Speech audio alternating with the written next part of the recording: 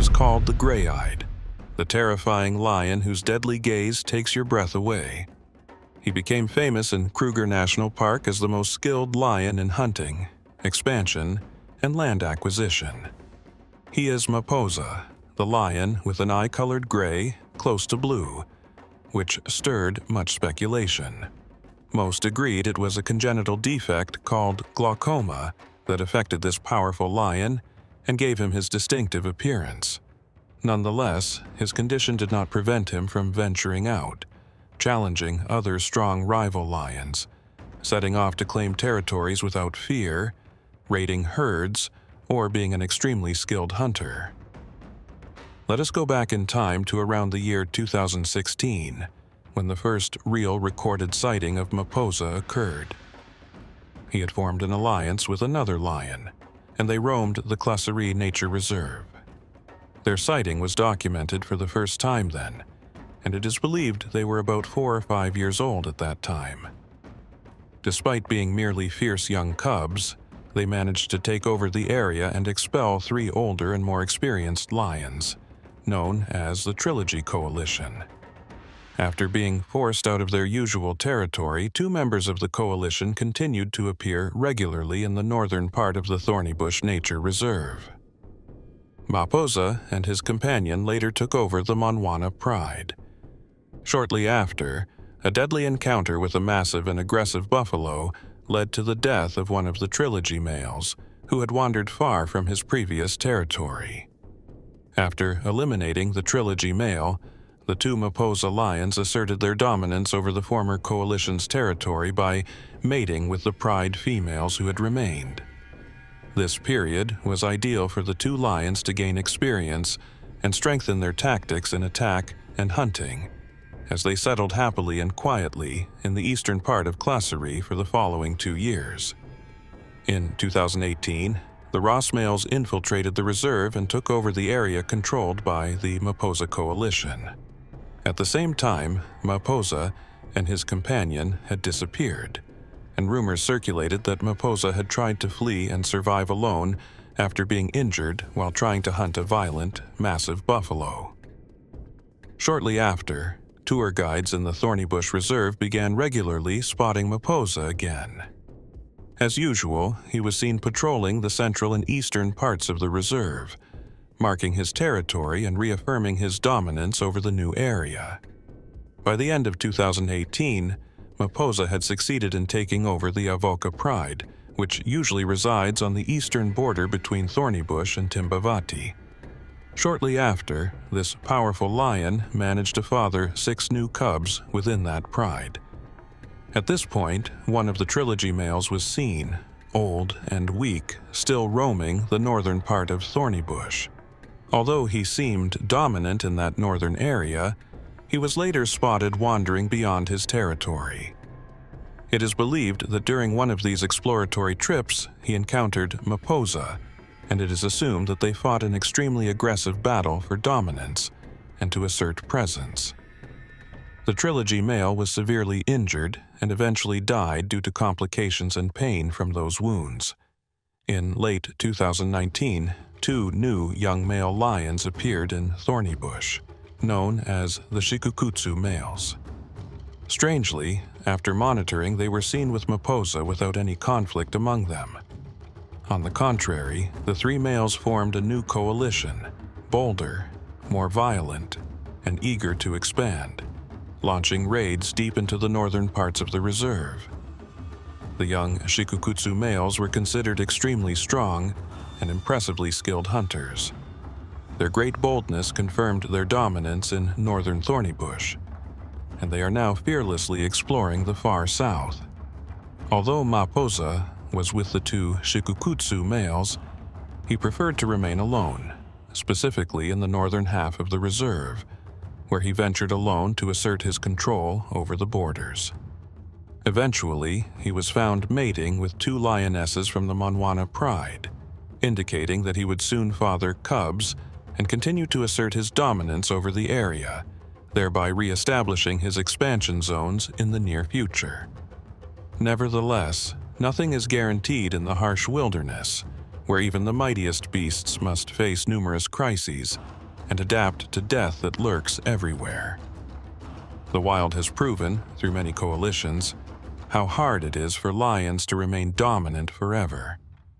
They must accept the reality of weakness, aging, or the risk of injuries and diseases that often claim the lives of even the most resilient lions in the vast, dangerous, trap-laden lands of Africa. In the wild world, where strength and cunning rule, a name echoed like a legend among the predators. It was Sultan, the lion no enemy dared to challenge. An absolute king who ruled with an iron fist, surrounded by a group of lionesses ready to serve him at every moment. But in a world where thrones are won through blood and fierce battles, could the tides shift into a nightmare that topples even the strongest kings from their mighty thrones? So let us delve today into the story of a living legend, the story of Sultan the Lion, who alone led 16 lionesses and crushed enemies with his might and ferocity. Get ready, because this story will take you on a journey full of surprises and excitement. In the depths of northwestern Ethiopia, where secrets lie nestled within untouched nature, stands Alatash National Park, one of the most remote and mysterious areas on Earth. For many years, this region remained an unsolved enigma, hiding within its vast landscapes secrets untouched by human hands. In 2016, the unexpected happened. Led by scientist Hans Bauer from the Born Free Foundation, researchers confirmed the astonishing discovery of a previously unknown group of lions living in this isolated land, estimated to number between 100 and 200 lions. These majestic predators roam the Alatash area and the nearby Dinder National Park in Sudan.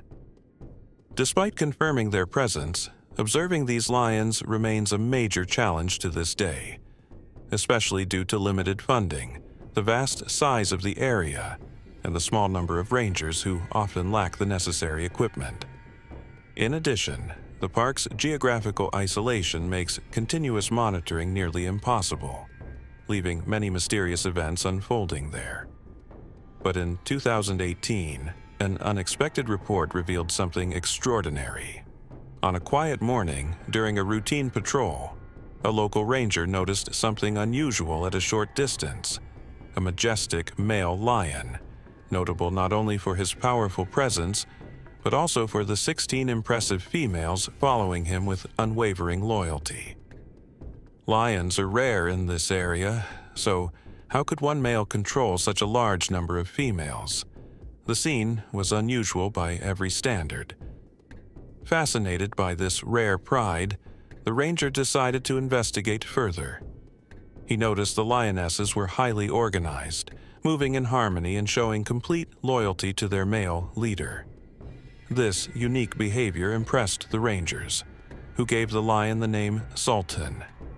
But the bigger question remained: how did Sultan manage to gather such a large number of lionesses in an area where lions are few? The mystery began to unfold when a pair of strong young lions appeared in Sultan's territory. These were nomadic lions searching for an opportunity to seize a pride of their own, and Sultan's lionesses were a highly tempting prize, but Sultan was always one step ahead. From his hiding place among the acacia trees, he observed the invaders' movements carefully. Unlike most lions who roar to intimidate rivals, Sultan was patient. He didn't attack out of rage. He planned with great wisdom and clear cunning. The lionesses, for their part, showed no panic. They moved naturally, as if unaware of the danger, but this was all part of the strategy. So when the two nomadic lions separated, Sultan seized the opportunity. He moved like a silent shadow and charged at the first lion with lightning speed. The strike was powerful and decisive. He brought the intruder to the ground in moments. The strength Sultan displayed was astounding, making it impossible for his opponent to withstand. When the second lion heard the roar of battle, he rushed to help his companion. But upon seeing the first lion lying motionless, he chose to flee, realizing that facing Sultan meant certain death. In this way, Sultan once again proved he was an unbeatable king, and even after reinforcing his dominance, he refused to rest. In the wild, where strength is the law, there is no place for the weak. This lion was a living legend. Each day, his majestic presence could be seen confidently walking the borders of his territory, watching every inch of the land under his control. His vigilant eyes scanned the horizon, and any suspicious movement was enough to put him on high alert. As the months passed, Sultan continued to prove why he was a feared leader. Time and time again, he stopped nomadic lions from trespassing into his domain and drove them away, demonstrating his unmatched power and undisputed rule. But something began to draw the attention of the rangers observing the pride from afar. As the cubs grew, they noticed a strange pattern. All the cubs were female. Not a single male cub was born into Sultan's coalition.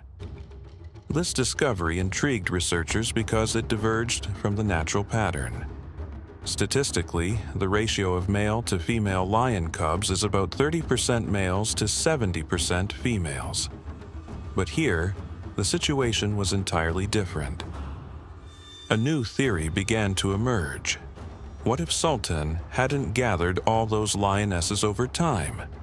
What if the females were actually the same ones from the original pride he had conquered? In large prides, it's expected that at least one male would appear in every litter. But in Sultan's case, that never happened, and it couldn't simply be a coincidence.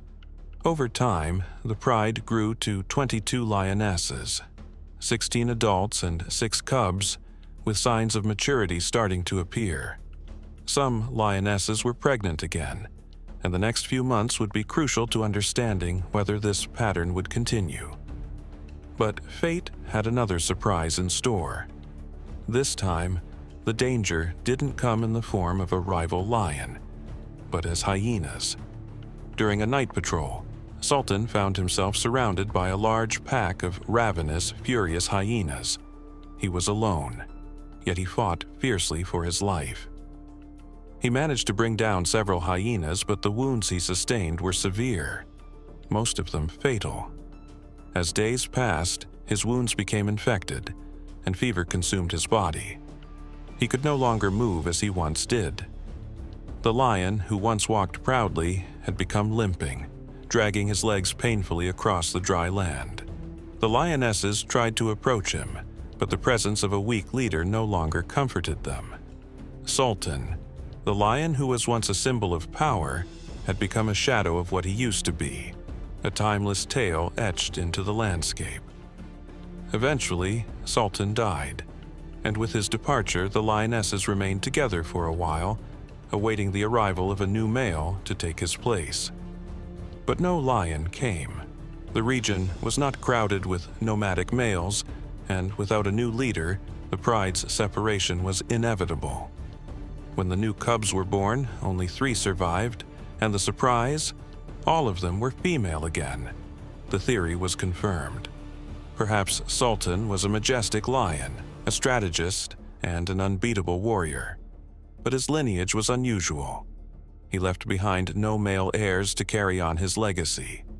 Though this theory continues to fascinate researchers, it has not yet been fully confirmed. Scientists are still studying the phenomenon, trying to determine whether this pattern is repeating in other lion populations. Sultan's story does not end with his death. It is a story of unanswered questions, where mystery cloaks his legacy.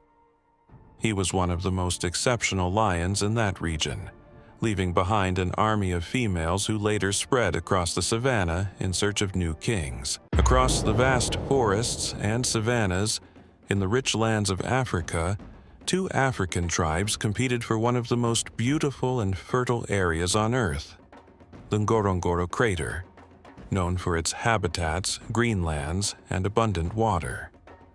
Battles occurred in various ways, and nature was used as a weapon in the fight, as the power of nature could be a strong and furious ally. Only the sound of wind and the rustling of leaves witnessed the calm moments that preceded the chaos. At a time when technology did not exist, natural resources were worth fighting for, and to control them, only one tribe could remain. At that time, the Datogos tribe, in their quest to dominate the Maasai, resorted to a war tactic that would remain in memory for generations, where wild predatory animals were used as weapons of destruction. Lions and leopards, those majestic creatures that ruled the savanna, were turned into tools of mass destruction. They were captured, starved, and enraged, then released near enemy villages to devour anyone who crossed their path. Nevertheless, the Maasai, the most famous tribe in Africa, continued to grow and flourish. Today, environmental reserves and non-governmental organizations near Ngorongoro preserve not only the local wildlife, but also the stories that made this land culturally rich thanks to the remnants of its deadly past. Returning to the thrilling events of that epic battle, the Ngorongoro crater, with its towering edges and deep valleys, is one of Africa's greatest natural wonders. This volcanic caldera lies in northern Tanzania, not far from the Kenyan border, and is connected to the famous Serengeti region. It is a miniature model of wildlife and an ecosystem almost untouched by human hands. To understand the scale of the conflict that arose in this land during the 19th century, one must appreciate the geography of Ngorongoro, for it was ultimately what was being fought over. Formed around 2.5 million years ago due to a catastrophic event that forever shaped the region's landscape, the cone of a massive volcano collapsed after erupting. Thousands of years later, this place transformed into a stunning environment that is home to incredibly powerful animals.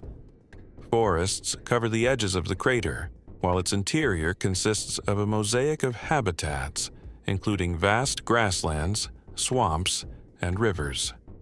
Today, safari lovers visit the place as an escape from Africa's usual landscapes. Among the tribes that made the Ngorongoro crater their home, two stood out due to their influence and power: the Maasai and the Datogos. The Maasai were known for their bravery and skills as cattle herders, as well as excellent warriors and trackers. They inhabited the rims and plains surrounding the crater. They lived in harmony with nature, revered cattle as a primary source of sustenance and a symbol of wealth, and their customs were deeply rooted in tradition, maintaining a symbiotic relationship with the land they inhabited. On the other hand, the Datogos had a culture of dominance. They were known for subjugating smaller tribes and merging their lands and resources. Their society was organized in a strict, quasi-military manner with a class system defining every individual's role, and harsh punishments for those who broke the rules. It is said that the Datogos were ruthless, and that some of them practiced cannibalism, a habit that terrified their neighbors and contributed to their fearsome reputation. This battle and historical event dates back to the early 19th century, between around 1801 and 1810, when the need for more natural resources and the search for fertile lands intensified intertribal conflicts. For many years prior, the Maasai and Datogos lived in relative peace, separated by the vastness of the crater and its natural boundaries. But fate changed when a series of severe droughts forced both tribes to expand their territories in search of water and pasture. The first clash between the Maasai and Datogos occurred during a time of extreme scarcity. The Maasai, led by their chief, advanced toward the central regions of the crater, where the Datogos, under the command of a leader more like a general, had already established a presence and had no intention of sharing the space. Initially, the encounter between the two tribes was an attempt to negotiate. The Maasai chief acknowledged the strength and fierceness of the Datogos and proposed a peace agreement to share the resources. However, the Datogos leader, confident in the superiority of his warriors, rejected the proposal, seeing the Maasai's approach as an opportunity to expand his reach and strengthen his hold over the crater. Datogos warriors launched swift and brutal attacks on Maasai villages, using guerrilla tactics to destabilize and weaken them. In response, the Maasai, renowned for their combat prowess and unshakable courage, organized a series of defenses and counterattacks. But the situation quickly escalated and reached its peak in a direct confrontation between the two leaders. After failed negotiations, things spiraled out of control and culminated in a decisive battle on the banks of the contested river. Despite their bravery, the sheer force and numbers of the Datogos overwhelmed the Maasai. Their chief was seriously injured, and the Maasai were forced to retreat. However, the Datogos had no intention of returning to their territory. They pursued the fleeing population and then resorted to using the most terrifying predators in the savannah as weapons of death. Capturing and handling lions and leopards requires a mixture of courage, skill, and cruelty. The animals were taken to makeshift enclosures, closed huts located far from the tribe, isolated and hidden from Maasai patrols. These enclosures were dark and cramped, built to restrict the animals' movements. Most were leopards, as confronting a pride of lions would have been madness. However, some young lions, recently separated from their prides and still honing their skills, were also included. The Datogos kept the predators captive for several days without food. The hunger growls echoed through the night, increasing the psychological terror among the native population, who were aware that these beasts were nearby. What made these predators even more vicious was a horrific tactic the Datogos used: feeding them small amounts of human flesh from victims in neighboring oppressed villages. This cruel method had a clear goal: to make the predators develop a taste for human meat. These animals had now become more savage than ever, ready to be wielded as weapons of terror the Datogos had planned to unleash on the Maasai. At dawn, once the big cats were somewhat calmed, Datogos warriors led the blindfolded leopards to the outskirts of the Maasai villages, tying trails of meat toward the villages focused on their daily routines. The horror that followed was inevitable. The first signs of the attack were the screams of the victims, mostly children enjoying their free time while adults worked in the fields. Even the elders were attacked. The Maasai were caught off guard. When they heard the cries of their people, they rushed home, only to find the massacre had already occurred. Victims were seriously wounded, and some lost their lives. The Maasai initially thought it was an accident, but upon examining the bodies of the predators, they noticed signs of captivity and realized that the horrific scene was orchestrated by their enemies. Anger began to fuel the hearts of the Maasai, and the worst was yet to come. Though the Datogos' strategy was brutal and effective, the Maasai realized they had to prepare to face a ruthless enemy, and they were ready.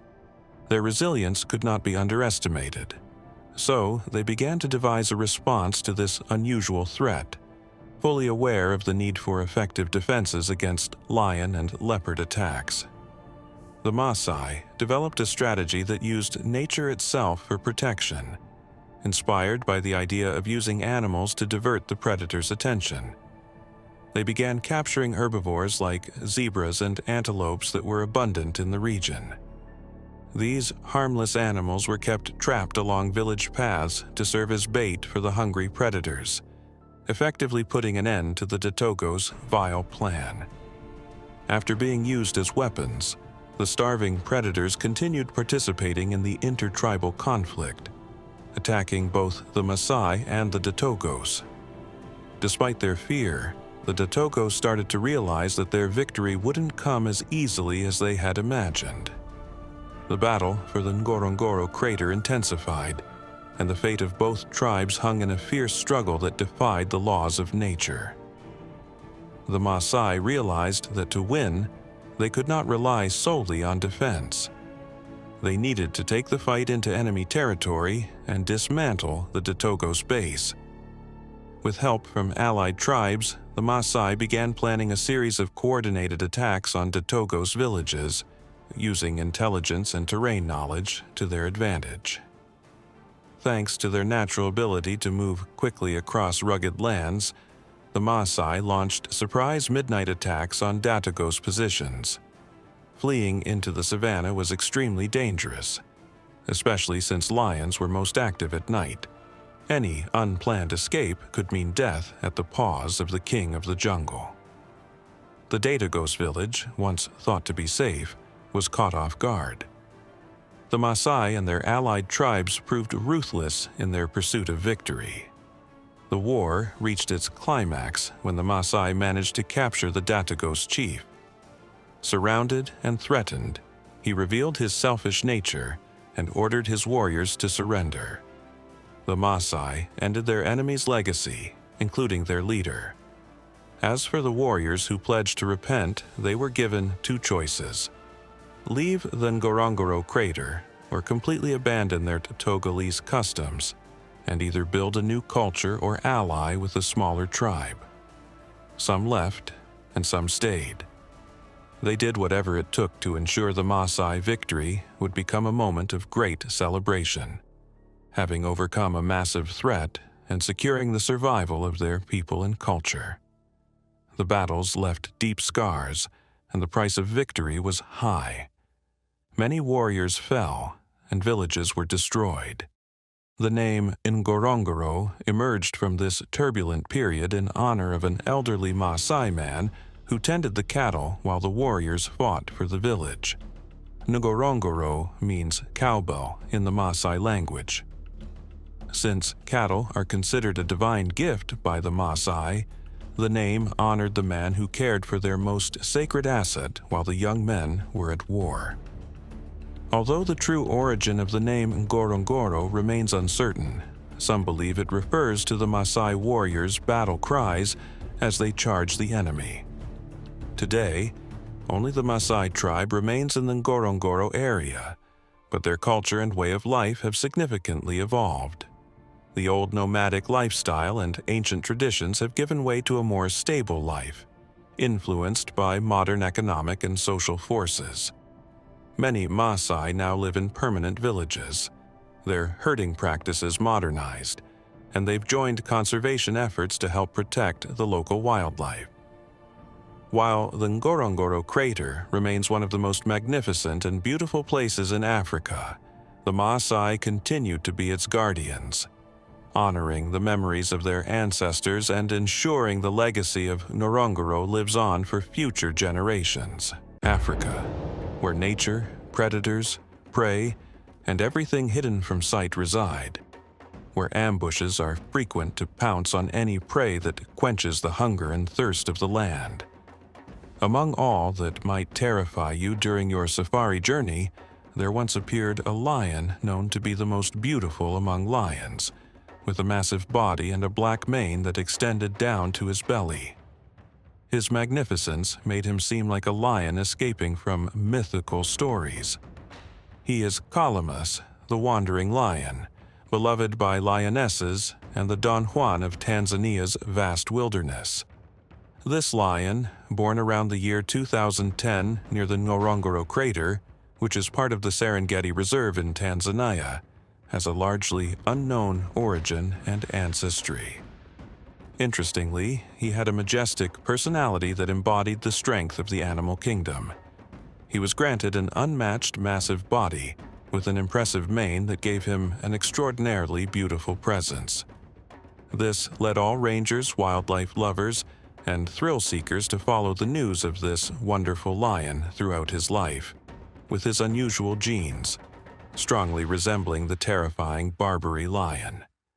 When King Calamus was seen in 2014 by the Kopi lion group, they were shocked to see this massive beast with his long, dark, rare mane that covered his elbows down to his belly. At that time, he was around 4 years old, active and extremely attractive. Calamus was the first name given to him by the Kopi lion team, which means the trickster in English, due to his ability to skillfully evade cameras and tracking devices. Since the discovery of this fascinating lion, the Tanzanian research team decided to follow him in his travels. Calamus spent 2014 as a solitary nomadic lion wandering across the vast reserve areas, remaining cautious to avoid attacks from male coalitions ruling nearby territories, while attempting to join female prides spread across the reserve.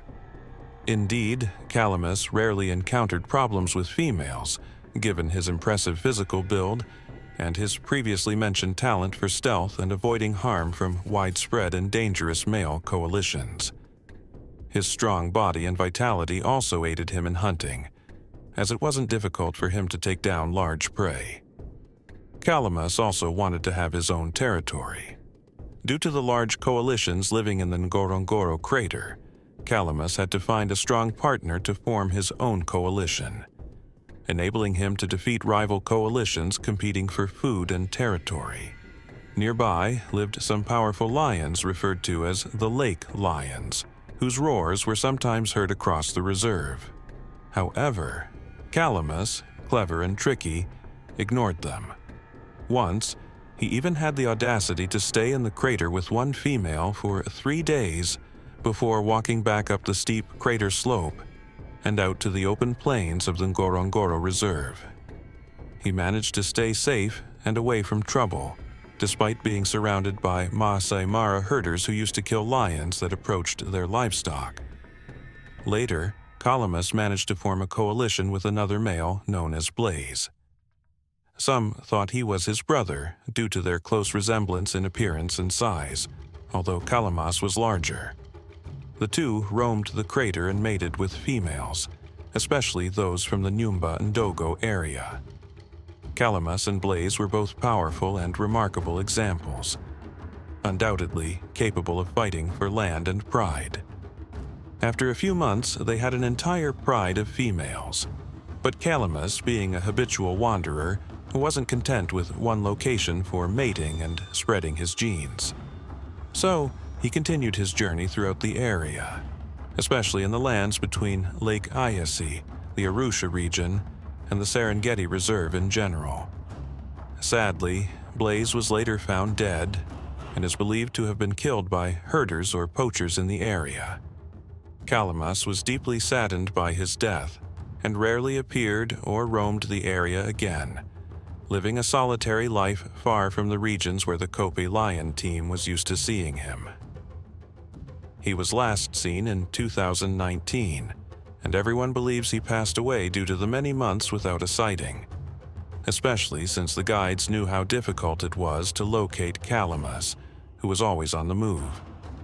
But years later, a strange and large lion was spotted, missing his mane. His identity wasn't confirmed at first, but the curiosity of the guides led them to capture him, place a GPS tracker on his neck, and collect hair samples for testing. The test results confirmed the lion's identity. It was indeed Calamus, especially as the tracker showed the same paths Calamus used to take. The team did not know why he had lost his mane, but most speculated it was due to grief after losing his brother or coalition mate, or the pressure and danger posed by other powerful allied lions. Fortunately, his hair began to grow back after a few months, and his distinctive and magnificent appearance returned, with the black mane once again extending down to his belly. He was last seen with some lionesses from the Lake Winter Coalition, which at the time was the strongest coalition in the Ngorongoro crater. There is no doubt that Calamus was taking great risks by daring to enter that area and be with those lionesses from the pride. In April 2023, the Kope lion team received a death signal from Calamus's collar in the bamboo forest of Mount Oldonyo. They found him in poor condition near a large dead buffalo he had been feeding on. He died alone of natural causes after a successful life full of adventure, vitality, and strength. This great king departed this world in peace at the age of about 13. Thus ended the life of one of the strongest, most beautiful, and largest lions in Tanzania. We hope his genes soon reappear in the reserve, and that his remarkable legacy continues to spread across the land, allowing Calamus's legacy to live on forever. No one can surpass it. It is the largest ever recorded. Its capabilities and strength are astonishing, competing in size with the modern African lion, making it the most dangerous and terrifying species among its kind. In a world full of large and small dogs of all kinds, seeing a German Shepherd gives an impression of grandeur to most observers. But now imagine facing a much larger dog, a wild predator ready to attack anything that threatens it. Prepare to take a journey through time, to explore the depths of prehistoric ages and discover the largest dog that ever walked the earth. Today, we tell the amazing story of the true giant among dogs, known as Ngorongoro. Over time, dogs have been companions to humans, evolving from wild wolves to the diverse breeds we know today. In all their shapes and sizes, whether large or small, weak or strong, they hold a special place in our lives. Breeds like the Great Dane and English Mastiffs impress with their size and strength, but despite their grandeur, they do not come close to the giant canines that inhabited our planet millions of years ago. To understand this, we need to understand their evolution before delving into the past. To appreciate the magnificence and strength of the ancient canines, we first need to place them in the context of the dogs we know today. Imagine walking alongside a Great Dane, one of the largest domestic dog breeds ever. These dogs can reach heights of 76 to 86 centimeters at the shoulders and weigh between 54 and 90 kilograms. Their stature and elegance make them gentle giants in the dog world. Another example is the English Mastiff, known for its strong and muscular build. These dogs can weigh between 68 and 95 kilograms, reaching heights similar to the Great Dane. Their majestic presence and history date back centuries of human companionship. In the wild, there are also large-sized dogs. The gray wolf, for example, is the largest wild dog today. But despite these impressive sizes, modern dogs are dwarfed in comparison to the giants that roamed the earth in ancient times. For millions of years, North America was home to gigantic dogs and enormous predators that dominated their eras. So let's get to know some of these prehistoric giants. We start with the dire wolf, or Canis dirus, which lived during the Ice Age, approximately between 125,000 and 10,000 years ago.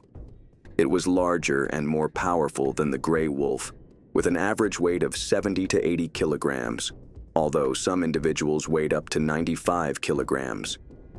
It was known for its powerful jaws capable of crushing bones, allowing it to make the most of the prey it hunted. This predator roamed the forests of North and South America, coexisting with other giants like mammoths and saber-toothed cats. Before the dire wolf appeared, there was Armbruster's wolf, or Canis armbrusteri, which lived between 1.8 million and 300,000 years ago. As one of the dire wolf's ancestors, Armbruster's wolf was larger, with some individuals weighing around 100 kilograms on average and surpassing that at its peak. Unlike modern wolves, this wolf is believed to have been a solitary hunter, perhaps due to its exceptional size and strength. But all this seems small compared to the true giant that walked the earth during the Miocene epoch, which is Ngorongoro, the largest of the dogs. Ngorongoro lived between 16 and 5 million years ago, during the Middle and Late Miocene. Imagine an animal that could rival the modern lion in size. Its total length, including the tail, was about 2.4 meters, with a shoulder height between 90 centimeters and 1 meter, dominating vast areas of North America. Its weight averaged 136 kilograms, but estimates suggest that some individuals reached 170 kilograms at their peak. Its jaws were extremely powerful, capable of generating a bite force close to that of the modern jaguar. Its teeth were specialized for cutting meat and crushing bones, indicating a highly aggressive diet. This allowed it not only to hunt large prey, but also to consume parts that other predators could not benefit from. Epicyon haydeni was not only large, it was also a highly efficient predator. It is believed to have been an ambush hunter, combining brute strength and speed to take down large herbivores. In North America, Epicyon haydeni coexisted with other predators and large herbivores of the time, and being at the top of the food chain, it shaped the ecosystem around it. Some researchers believe this animal may be part of the evolutionary lineage of the spotted hyenas we know today, while others refute this idea, claiming that the two animals are unrelated. To understand the size of Epicyon haydeni, we can compare it to other large predators. The African lion, for example, reaches a length of 2.5 meters and weighs between 150 and 250 kilograms. Although Epicyon haydeni did not reach the weight of the largest cats, its size and weight made it close to the weight of the modern lion.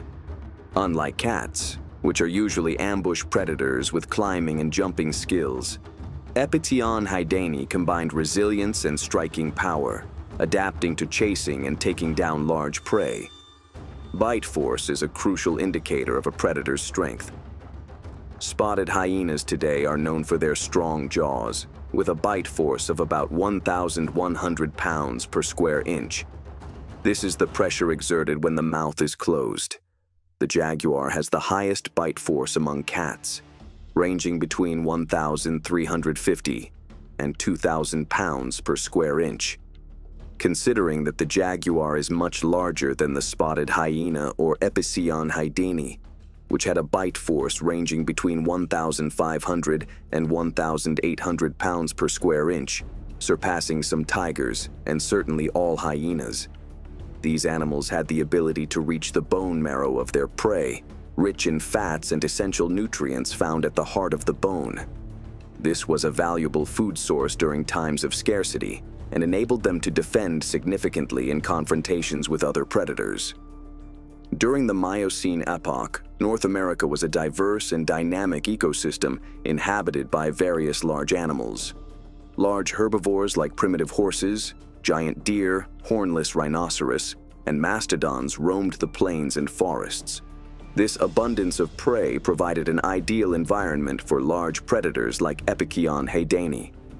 However, it was not alone at the top of the food chain. It competed with saber-toothed cats, primitive bears, and other carnivores for the same resources. This intense competition may have driven the development of unique traits in Epicyon haydeni, such as stronger jaws and larger body size, to outcompete its rivals and ensure its survival. Despite its success as a predator, Epicyon haydeni eventually disappeared. The reasons for its extinction are still under study, but several theories have been proposed. One possibility is that climate change during the late Miocene altered habitats and prey availability. As the global climate became drier and cooler, forests retreated and grasslands expanded, changing the ecosystems to which Epicyon haydeni had adapted. Prey began to dwindle, and predators succumbed to hunger and scarcity of prey. This paved the way for more specialized and adaptable predators, possibly smaller and more flexible, like the gray wolves. Additionally, the evolution of herbivores played a critical role in predator history. Herbivores may have developed better defenses, such as greater speed or herd behavior, making hunting more challenging for these large animals. The existence of a large dog like Epicyon haydeni challenges our perceptions of evolutionary boundaries and potential adaptations within the Canidae family. It shows us that nature can produce remarkable creatures and that evolution often follows unexpected paths. The journey to uncover more details about the largest dog that walked the earth is still long, and science has much more to uncover. Studies are not yet complete, and many questions require answers. Digital reconstructions attempt to depict what Epicyon haydeni looked like in its physical form millions of years ago. However, these attempts remain not entirely accurate, but give us a glimpse of this ancient giant.